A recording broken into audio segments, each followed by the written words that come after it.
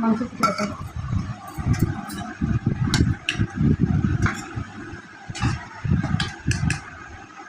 ব্যাস আর একটু ঝোল দাও, চলে যাচ্ছে। আগে উঠে বাদে দিয়ে খেয়ে নাও। সুন্দর সুন্দর।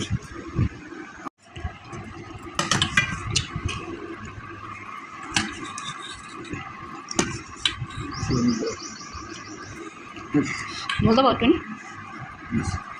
কেমন আছে? ভালো আছে?